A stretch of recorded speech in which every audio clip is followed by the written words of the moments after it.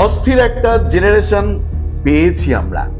একসময় যুব সমাজ মানেই ছিল স্বপ্ন, উদ্যম, সাহস আর আদর্শ। কিন্তু আজকে তরুণ প্রজন্ম যেন নিজেরাই জানে না কোথায় যাচ্ছে তারা। বিলিভ ইট অর নট, আমরা এমন এক সময়ের মানুষ যেখানে জীবনের কোনো স্পষ্ট লক্ষ্যই নেই, কোনো আদর্শ নেই, এমনকি কোনো পবিত্র মিশনও নেই। আজকে তরুণরা বই পড়ে না, সংবাদপত্রের পাতায় চোখ রাখে না, বাস্তব জগতের খবর জানার আগ্রহ যেন বিরক্ত হয়ে গেছে তাদের। দিন কাটে স্ক্রিনের আলোয় আর রাত জেগে চলে অবিরাম স্ক্রলিং। তারা সূর্যোদয় দেখে না, সূর্যাস্তও নয়। তারা জানে না ভোরের নরম আলো কত সুন্দর, কিংবা সন্ধ্যার সোনালী আভা কত প্রশান্তি দেয়। এদের সময় থমকে আছে অনলাইনের এক অচল ঘূর্ণির ভেতরে। শরীরচর্চা, খেলাধুলা, বাইরে হাঁটা সবই যেন অচেনা এক শব্দ। আধুনিক এই প্রজন্ম রোদে হাঁটতে চায় না, বৃষ্টিতে ভিজতে চায় না। ঘাসের গন্ধ, মাটির স্পর্শ কিংবা নদীর জলে ডুব দেওয়ার রোমাঞ্চ সবকিছু তাদের কাছে যেন এক ধরনের এলার্জি। তারা আধা কিলোমিটার হাঁটতেও ক্লান্ত হয়, অথচ আধা ঘন্টা রিক্সার জন্য দাঁড়িয়ে থাকতে কোনো সমস্যা নেই। শারীরিক দুর্বলতার চেয়েও ভয়ঙ্কর বিষয় হলো মানসিক স্থবিরতা। এই প্রজন্মের অনেকের মধ্যে অনুপস্থিত শৃঙ্খলা, বিনয় ও শ্রদ্ধাবোধ।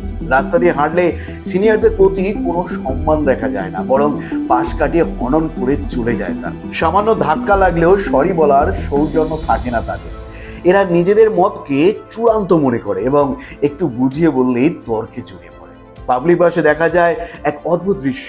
বয়োজ্যেষ্ঠ যাত্রী দাঁড়িয়ে আছেন, অথচ পাশে বসে আছে কিশোর বা তরুণ কেউ। কেউ উঠতে চায় না, কেউ সিট ছাড়ে না।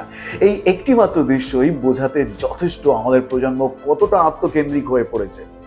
একসময় আমরা বইয়ের পাতায় বেড়ে উঠতাম, সাহিত্য, ইতিহাস, দর্শন সব ছিল জীবনের অংশ। আজকের ছোকরারা সেই জায়গা থেকে অনেক দূরে। তারা জানে না নজরুলের বিদ্রোহের কথা, বোঝে না রবীন্দ্রনাথের মানবতার সৌন্দর্য, কিংবা ফররুখের ইসলামী চেতনার গভীরতা। রুমি, সাদি, হাফিজ এরা জানে না তাদের কাছে কেবল নাম অতীত। বইয়ের জায়গা নিয়েছে ইউটিউব শর্টস আর টিকটকের ঝলমলে দুনিয়া, যেখানে গভীরতার চেয়ে জনপ্রিয়তা বড়। সবচেয়ে বড় ট্র্যাজেডি হলো এই প্রজন্ম নন স্কিল। তারা শুধু মোবাইলের স্ক্রিনে আঙুল চালাতে জানে, কিন্তু তারা হাঁটতে পারে না, সাঁতার জানে না, গাছে চড়তে পারে না।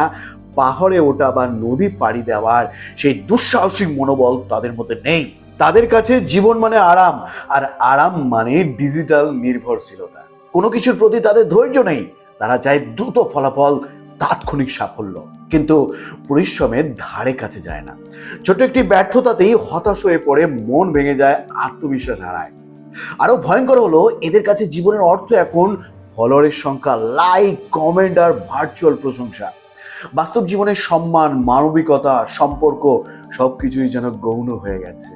আমরা এমন এক সময়ের প্রজন্ম যারা জানে না কখন থামতে হবে, কখন শুনতে হবে আর কখন বলতে হবে।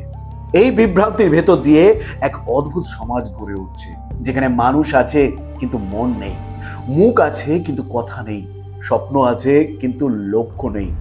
প্রজন্মের বদল হয়, এটাই প্রকৃতির নিয়ম, কিন্তু প্রতিটি প্রজন্মের উচিত নিজের সময়কে অর্থবহ করে তোলা, মানবিক মূল্যবোধে দাঁড়িয়ে সমাজকে এগিয়ে নেওয়া।